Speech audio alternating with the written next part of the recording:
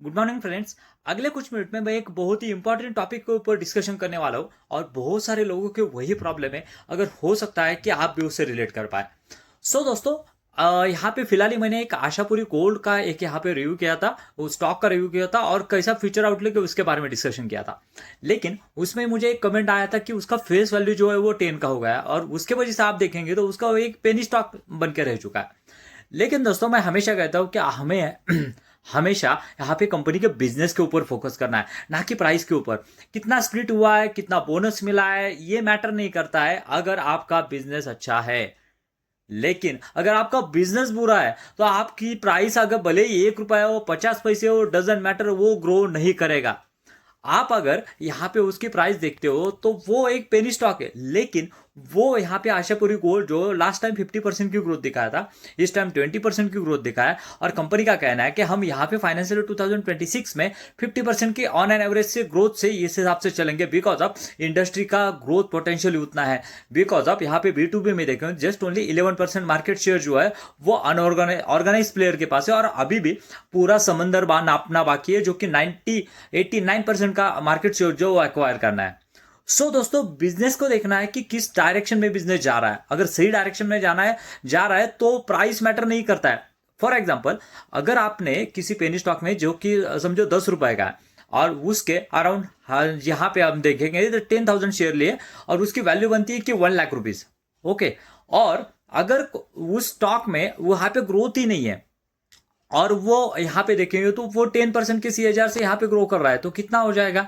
Market भी उसी तरह से देखेगा, अगर 10% उसका प्रॉफिट बढ़ता है तो उसी तरह से उसको 10% का रिवॉर्ड देगा। लेकिन अगर किसी स्टॉक का यहाँ पे 10,000 का प्राइस है और मैं 10 ही शेयर लेता हूँ और वो प्राइस हो जाता है 1 लाख, लेकिन उसका अगर ग्रोथ देखेंगे तो ग्रोथ अगर उसका 30% का है वो 30,000 तक बना के दे सकता है। हालांकि ये मैच नहीं करेगा, लेकिन लॉजिक बना के सोच सकते हैं।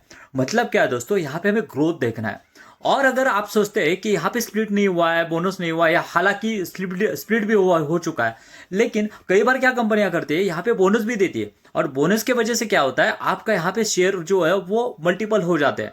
और वो ये आप देखेंगे तो इंफोसिस हो गया, TCS हो गया, ऐसी कंपनियों ने बोनस बोनस दे के उसका प्राइस 1990 में कितना था और अभी कितना है, अगर आप देखेगा वहां पे तो बहुत बड़ा डिफरेंस दिखेगा। और ये एक अपॉर्चुनिटी यहाँ पे कंपनी कंटिन्यूसली कॉर्पोरेट एक्शन के थ्रू देती है।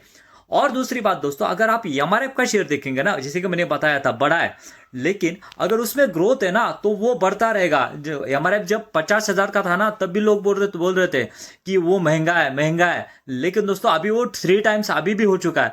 और भी अब उसके अपॉर्चुनिटी है। ऑब्वियसली कोई रिकमेंडेशन नहीं है, लेकिन मैं हमेशा कहता हूं कि हमें स्मॉल कैप में इन्वेस्ट करना है तो ये सोचना है कि हमें ग्रोथ कहां पे है।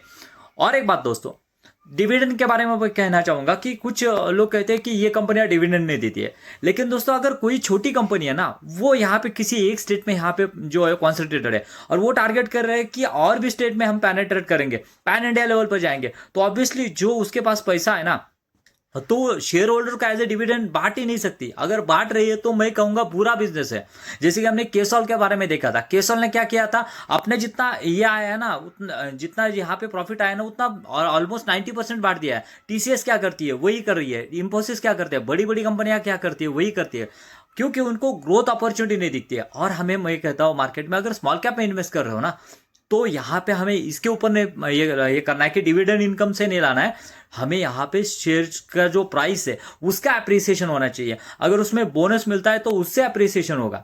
इसके ऊपर हमें फोकस देना है कि बिजनेस किस डायरेक्शन में जा रहा है, बिजनेस की ग्रोथ कैसी है, प्रॉफिट यहाँ पे मार्जिन बढ़ रहा है क्या, प्रॉफिट बढ़ रहा है क्या, इन सभी में हमें अगर ध्यान देते हैं तो मल्टीबैगर रिटर्न हमें यहाँ पे मिलने से कोई नहीं रोक सकता। दोस्तों, मेरा यहाँ पे यही है, मोटिव यही है कि आप यहाँ पे फेस वैल्यू के ऊपर फोकस मत करो, आप यहाँ पे डिविडेंड के ऊपर फोकस मत करो, कंपनी के ग्रोथ के ऊपर फोकस करो, कंपनी का कॉन कॉल बढ़ो, कंपनी के यहाँ पे PPTs बढ़ो, और कंपनी का क्या कहना है, अभी का आउटलुक क्या है, फ्यूचर का आउटलुक क्या है, कंपनी की ग्रोथ प्रोजेक्शन क्या है, कंपनी का कैपेक्स क्या है, कंपनी का मार्जिन क्या, प्रोडक्ट मिक्स किस तरह से होने वाला है, इन सभी के ऊपर फोकस करो। आप जब इसके ऊपर फोकस करोगे ना तो आपको क्लियर आइडिया आ जाएगा कि अगले 1 2 3 4 साल में कंपनी कहां तक जाने वाली है। दोस्तों, अभी तक के लिए इतना ही। अगर वीडियो अच्छा लग रहा है तो वीडियो को चैनल को सब्सक्राइब करना मत भूलिए और वीडियो को लाइक कीजिए। Thank you very much.